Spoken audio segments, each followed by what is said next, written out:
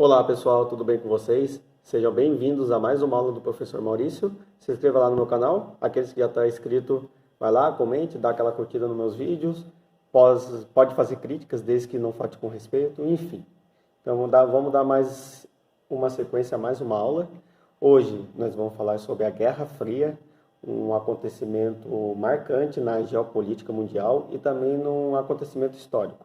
Bom, a Guerra Fria ela foi um processo que sucedeu após a Segunda Guerra Mundial, após a derrota da Alemanha nazista, enfim. Aí o mundo ficou marcado pela bipolaridade e a disputa hegemônica entre duas super grandes potências, os Estados Unidos do lado capitalista e a União Soviética do lado socialista.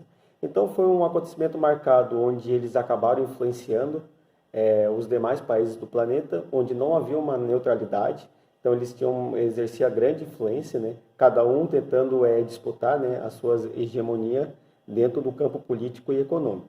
E aí foram criados vários mecanismos, por exemplo, foi criada a OTAN, que era uma aliança militar para combater o comunismo. Do lado soviético teve o Pacto de Varsóvia, enfim. Dentro desse contexto da Guerra Fria, que foi um acontecimento que foi de 1945 até o final dos anos 80, na verdade 91, né, que foi o fim da União Soviética, embora alguns historiadores coloquem a queda do Muro de Berlim em 89 como um marco do fim da Guerra Fria. Então teve vários acontecimentos, várias disputas, teve envolvimento indireto em alguns conflitos vão ficar bastante conhecidos, como a Guerra do Vietnã, né?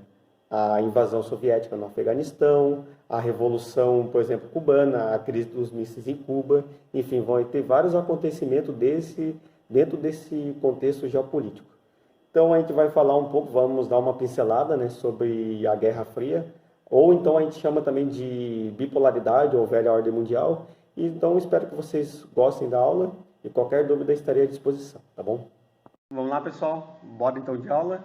Aqui é a nossa vinheta de apresentação, né? O meu avatarzinho, como vocês já sabem, e a apresentação falando do mundo bipolar e a Guerra Fria.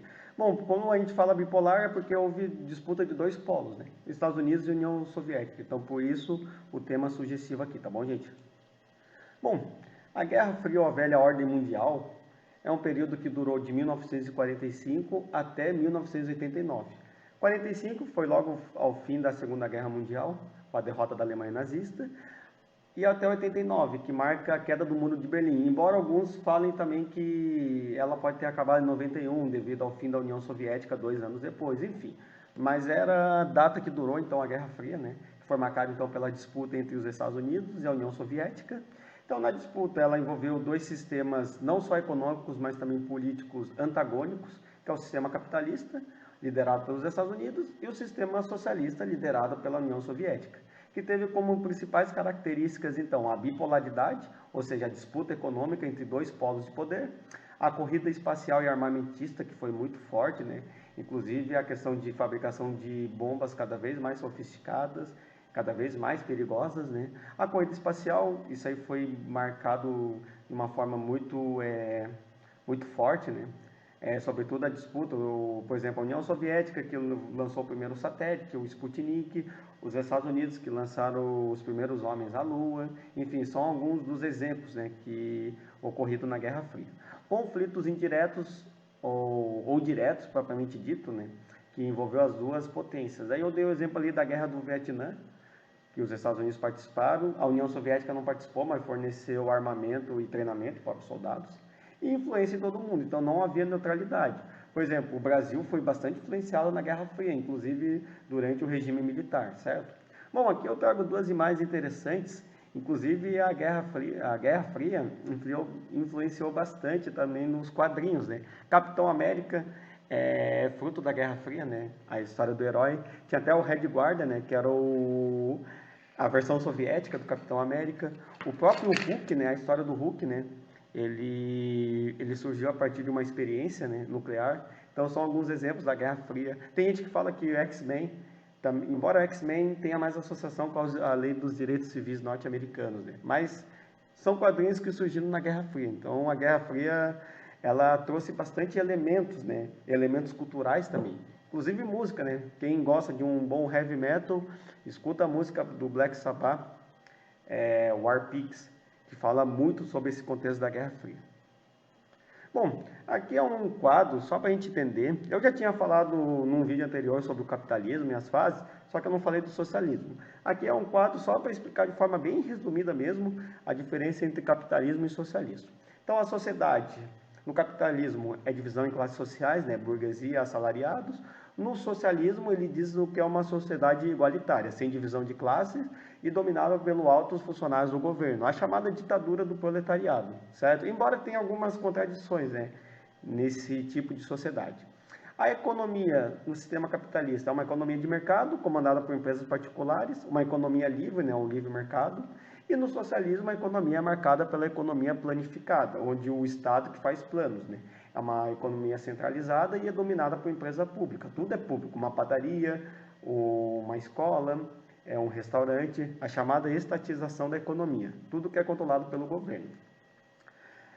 A propriedade no capitalismo é com ênfase na propriedade privada, né, dos meios de produção, indústrias, terras pertencem aos donos do meio de produção e quem não é dono tem que trabalhar para os donos do meio de produção. No socialismo, a ênfase é na propriedade coletiva. Os meios de produção pertencem não a um indivíduo ou a um grupo de indivíduos, em si ao Estado, certo? Embora no sistema socialista as pessoas têm também bens particulares, por exemplo, casa, carros, isso não muda em relação ao capitalismo, tá bom, gente? Bom, é importante falar sobre isso, né? Como eu falei, a Guerra Fria ela começa a partir da derrota alemã. E aí começa os imbróglios, né, dentro do sistema socialista. Primeiro, a Alemanha, né, logo após a Segunda Guerra Mundial, era dividida em zonas de ocupação, sobretudo dos países aliados, né? Então, o lado ocidental ficou sob a zona inglesa, zona francesa e zona americana. E o lado da Alemanha Oriental ficou com a zona soviética. Porém, tinha um problema. Berlim, que é a maior cidade, a principal cidade alemã, ficava sobretudo na Alemanha Oriental. Então, aí o que aconteceu? O pessoal do lado oeste, que é o lado capitalista, reivindicou para que uma parte de Berlim ficasse para o lado ocidental. E aí eles tiveram a genial, né, propriamente dita, ideia de construir o Muro de Berlim. Então a cidade de Berlim ficou dividida do lado ocidental, ligada à Alemanha Ocidental, né, a Alemanha capitalista, e do lado oriental, a Alemanha Oriental ou a Alemanha Socialista. Então essa foi a divisão então da cidade de Berlim, né, hoje em dia a capital da Alemanha, certo? Então o Muro de Berlim ele foi um símbolo, né, dessa rivalidade da Guerra Fria. Então por isso que é importante falar isso, né? E alguns chamam também de cortina de ferro, né, essa parte. Aqui tem uma imagem do Muro de Berlim, antes de sua inauguração em 1961. Bom, voltando aqui. Opa, avancei um pouquinho, desculpa, gente. Então, falando um pouco da questão ideológica. Então, vamos primeiro falar dos Estados Unidos, né, que era o principal país influente do campo capitalista. Logo após a Segunda Guerra Mundial, o que aconteceu? Os Estados Unidos fez um plano econômico para ajudar os países da Europa, que estava devastado após a Segunda Guerra Mundial. Esse plano ficou conhecido como Plano Marshall, que é um plano de ajuda econômica de recuperação. O plano tinha um objetivo econômico, mas também tinha um objetivo político-ideológico. Esse plano era para ajudar esses países e justamente para conter o avanço soviético, certo? Então, ele tinha uma característica mais política, né? Certo? Então, ajudar na reconstrução da economia, enfim. Aí teve também, logo após a Segunda Guerra Mundial, a doutrina Truman, né? Que era uma doutrina em reação, uma doutrina totalmente anticomunista. Inclusive, surgiu muitos influentes. Além do Truman, teve o senador McCarthy, que foi um senador que ele era o inimigo dos comunistas, né, que era muito comum nessa época. Então teve uma doutrina bem forte de combater o comunismo, certo? E é meio que para frear a reação da União Soviética. Então, a partir disso, se não me engano, em 1949 foi criada a OTAN, a Organização do Tratado do Atlântico Norte, que era uma organização militar caso houvesse uma guerra com o lado soviético, certo? E também teve bastante. Lógico, se for mais adiante, os Estados Unidos teve muita participação nos regimes militares na América Latina nos anos 60 e 70. Era também uma forma de combater o comunismo. E aí tinha um exemplo de Cuba, né, que já tinha adotado o comunismo na América Latina. Os Estados Unidos, pensando nisso, né, para que não avançasse o comunismo, começou então a incentivar os regimes militares, né, com caráter anticomunismo. E aqui tem a figura do Harry Truman, né, que foi o presidente logo após a Segunda Guerra Mundial. Na verdade, ele foi antes, inclusive foi ele que lançou as bombas atômicas de Hiroshima e Nagasaki no Japão, tá bom? Já do outro lado, né, aqui tem a figura do Stalin, que foi um ditador que comandou com mãos de ferro a União Soviética após a morte do Lenin, bem lá no início. Ele ficou praticamente mais ou menos 30 anos no poder, depois foi sucedido por Nikita Khrushchev, enfim, e outros presidentes após. Então a União Soviética era oposição aos Estados Unidos. A União Soviética influenciou os países do leste europeu, aí alguns países, logo após a Segunda Guerra Mundial, começaram a adotar também o socialismo, né? Como o caso da Polônia, Hungria, Iugoslávia, Tchecoslováquia, Romênia, Bulgária. Lógico que essa influência da União Soviética não se limitou à Europa Oriental, aí teve outras experiências, né? Como o caso da China, Cuba, alguns países da África que tentaram também adotar o regime socialista, a Coreia do Norte, são alguns dos exemplos, né? Então, a União Soviética criou em 1947 o Comintern, que era um órgão de controle e coordenação dos partidos comunistas europeus, para centralizar mais ainda. Em 1949, a União Soviética vai fazer um plano parecido com o Plano Marshall. Ele vai criar como se fosse um bloco econômico, né, como a gente vê isso, a Comecon, que era um objetivo de desenvolver a economia dos países ligados à União Soviética e também aos países dos demais países, né? Sobretudo os países do leste europeu. Em oposição à OTAN, é criada também o Pacto de Varsóvia, que era uma aliança militar caso houvesse uma guerra com o lado capitalista. Então, vocês percebem que o mundo bipolar foi bem forte. Então, os Estados Unidos faziam um programa, a União Soviética fazia outro, e assim sucessivamente, certo? Bom, aqui tem o mapa da Europa, lógico, a Guerra Fria foi um evento mundial, porém a Europa, digamos que ela ficou mais centralizada, né, essa rivalidade, né.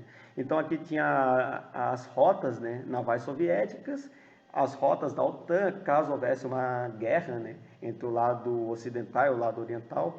Então tudo isso já estava estratégico. Então eles já estavam pensando além, caso houvesse uma guerra entre o lado comunista e o lado capitalista, certo?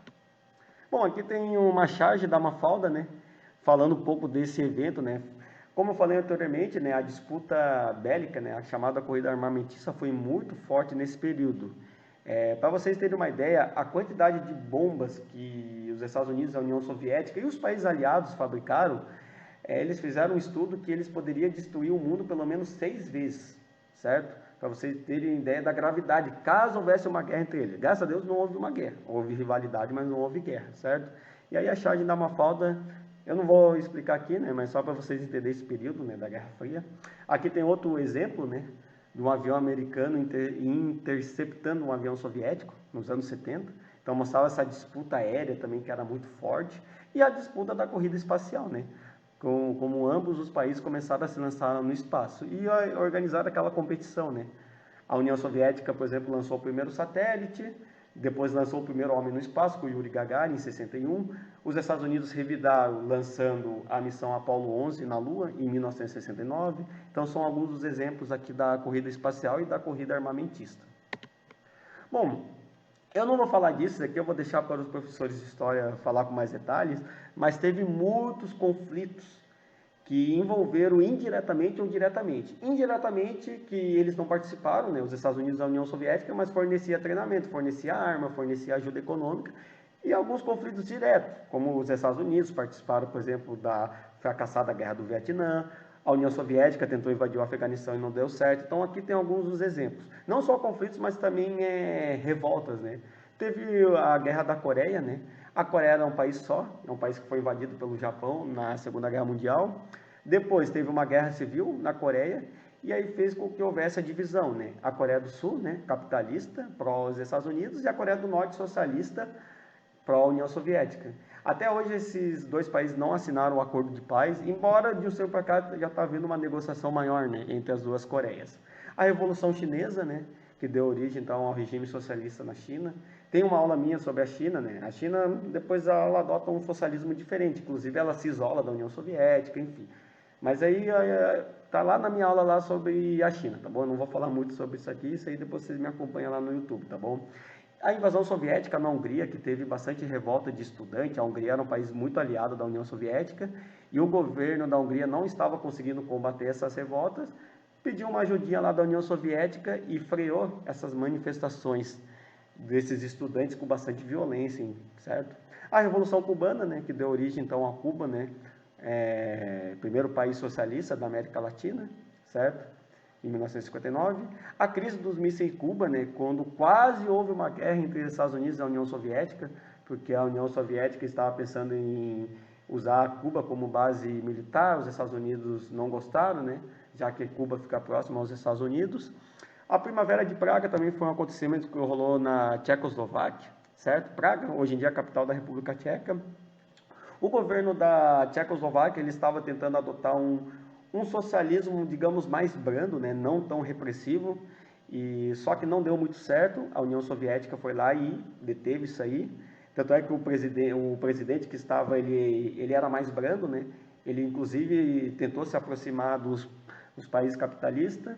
Aí ele foi deposto, e aí a União Soviética, através de muita força, colocou um presidente mais para a União Soviética. E também combateu as revoltas, né? Estava tendo muita manifestação dos estudantes, né? Por mais liberdade econômica, mais liberdade de expressão, enfim. A Guerra do Vietnã, que durou 10 anos. Aqui eu coloco a derrota dos Estados Unidos, não foi bem uma derrota. Óbvio que o Vietnã foi um país que também foi bastante devastado, porém, se tratando de um país pequeno, um país poderoso como os Estados Unidos, eles conseguiram combater de igual para igual, né? Os Vietcongs tinham uma estratégia muito interessante, né, de tática, né? Eles se camuflavam, se fingia de morto e pegavam os Estados Unidos, né, usando aqui a linguagem popular na crocodilagem. Enfim, então digamos que foi uma derrota, sim, foi uma derrota vexatória, né? Devido ao tamanho do exército norte-americano contra um país teoricamente mais pobre que é o Vietnã, né? Certo? Então foi uma guerra, inclusive muitos filmes, né, retrata a guerra do Vietnã, né? Lógico, alguns filmes vão retratar puxando sardinha lá para os Estados Unidos, né? Então é bom a gente sempre analisar esses filmes para a gente ver qual lado está certo, né? Enfim, teve a guerra civil na Nicarágua. Nicarágua chegou a ter uma certa experiência socialista, só que porém teve uma guerra civil também entre o lado capitalista, o lado comunista. Depois de assumir o poder o Daniel Ortega, né, daí teve milícias, né, prós dos Estados Unidos que estavam combatendo esse regime. Então não chegaram a implantar um socialismo igual em Cuba, tá bom, gente? A invasão soviética no Afeganistão, assim como os Estados Unidos foram derrotados na Guerra do Vietnã, digamos que a invasão soviética foi uma derrota bem dolorosa da União Soviética. Eles tentaram implantar um regime socialista no Afeganistão, pró-União Soviética. Aí o que acontece? Os mujahidins, inclusive isso aqui tem uma história muito louca, eu vou ver se vai dar tempo de falar muito, porque senão minha aula vai me alongar, mas quem ajudou os mujahidins que deram origem aos talibãs foram os Estados Unidos. Qual que era o inimigo? Os soviéticos e os socialistas. Então os Estados Unidos meio que ajudaram a criar um monstrinho que anos depois viraria o Talibã, né? E acaba assumindo o Afeganistão. Inclusive, uma das pessoas que estava lutando ao lado do Mujahideen era uma figura conhecida como Osama Bin Laden. Essa figura que depois vai ficar marcada pelo autor dos atentados de 11 de setembro, tá bom? Então, por isso que a guerra foi interessante. Tem muita coisa que é muito complexa, né, pra gente explicar, e aí acaba dando nó na cabeça de vocês. Mas, enfim, os Estados Unidos ajudaram esses mujahidins a combater os soviéticos, e houve então a derrota da União Soviética. Eles não conseguiram implantar de fato um regime socialista no Afeganistão. Guerra civil na Angola, que também foi uma guerra bem tenebrosa, né? A Angola tentou fazer uma experiência socialista, talvez seria o primeiro país da África. Talvez a Argélia também adotou um regime meio que para a União Soviética, mas não era socialista. Eles tentaram implantar assim na Angola, só que também não deu muito certo, né? Teve uma guerra civil, né, entre dois lados. Inclusive, em Angola, muitas pessoas civis foram vítimas das minas terrestres, enfim. É um país que ficou muito devastado, até hoje Angola paga essa consequência. E não podemos esquecer também dos conflitos no Oriente Médio, né? Tanto os conflitos antigos como os conflitos atuais. Teve muita participação das duas superpotências, inclusive até hoje eles têm influência. Aqui a gente pode falar da questão da Síria. E também eu não vou falar aqui muito porque também está numa das minhas aulas no YouTube. Aí vocês vão lá e vocês acessam lá a minha aula sobre o Oriente Médio, que eu vou falar bastante sobre isso também, tá bom, gente? Bom, o que acontece? Então a gente teve aquela disputa, né, ideológica entre os Estados Unidos e a União Soviética, certo? Ambos os lados influenciando com bastante poder, porém a partir da década de 70, segunda metade da década de 70 e início dos anos 80, a União Soviética e os demais países socialistas eles vão entrar numa crise. Não apenas crise econômica, mas também crise política e também social, certo? O que acontecia?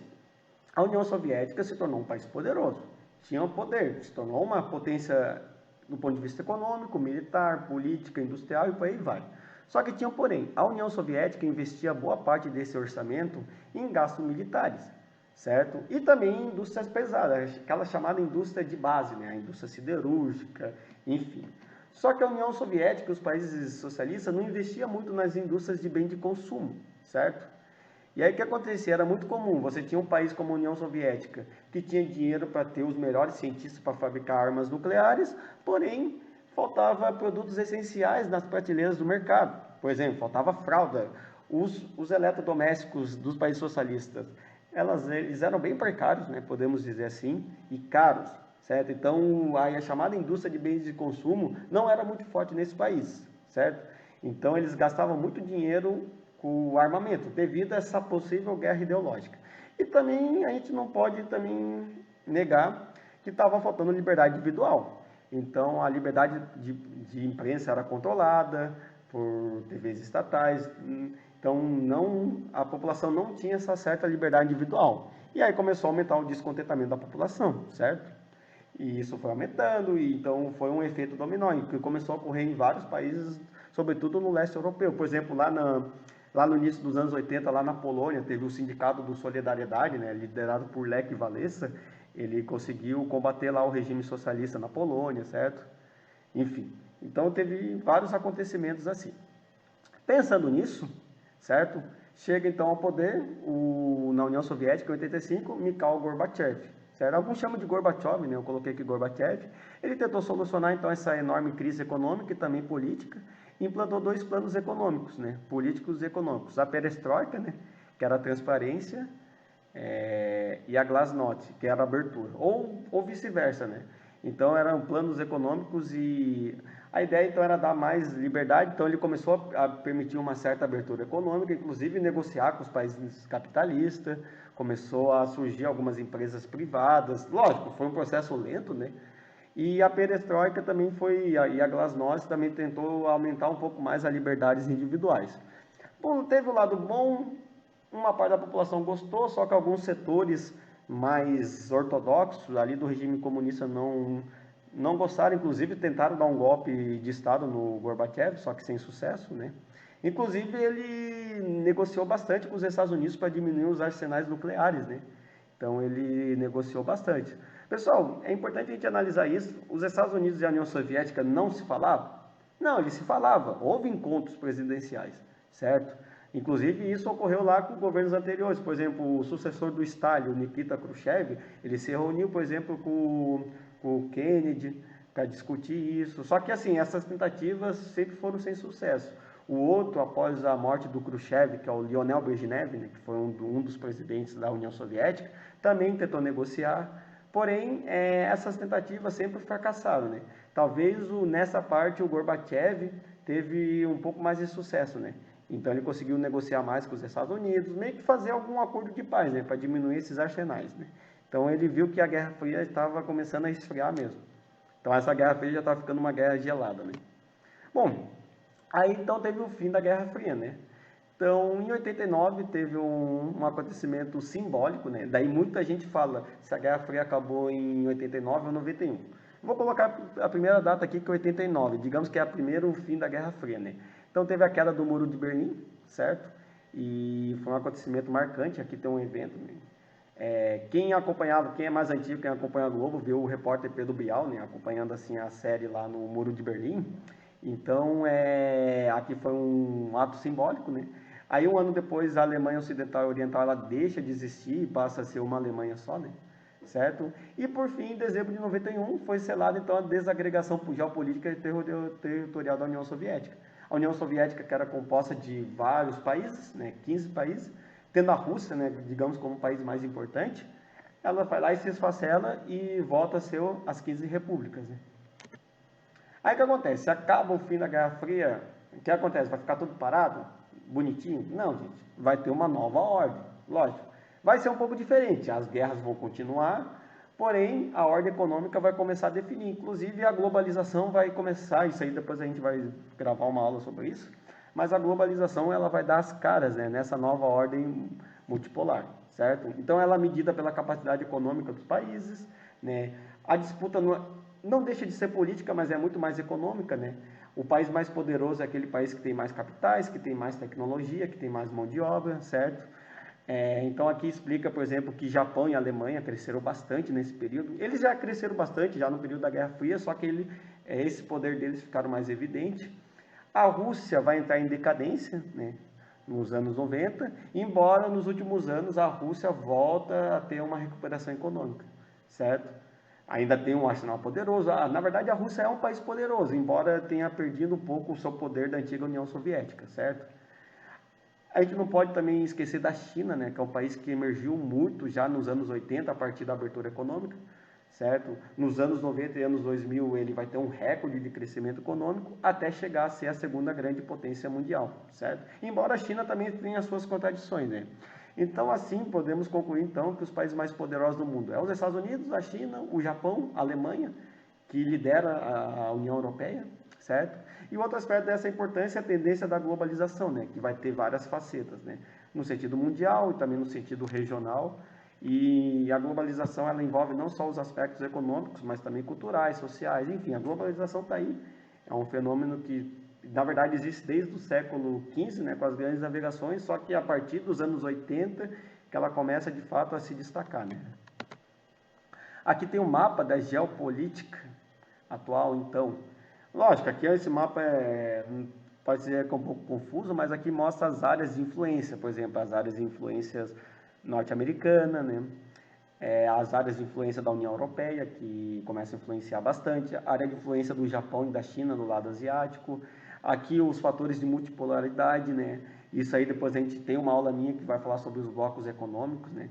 Que são novas formas também de influência, né? A União Europeia, o Japão com os tigres asiáticos, a APEC, né, que é uma associação, um mercado livre comum no Pacífico, o Mercosul, né, que é uma tentativa também de integração. Então as coisas começaram a mudar um pouco, né? Então essa ordem política ela ficou mais marcada com uma ordem mais econômica, certo? Lógico que os conflitos continuam, né? Alguns conflitos deixam de existir, novos conflitos vão surgir, né? Não só de caráter regional, mas de caráter mundial. Inclusive aqui no mapa tem as áreas, né, de zona de tensão, sobretudo o Oriente Médio, Ásia Central, África, certo? A África também, às vezes a gente esquece de falar da África, mas a África é uma área de muita tensão também, né? Áreas também ali na Colômbia, né, que é uma área também de tensão, os cartéis, e também é uma área de produção de drogas, né?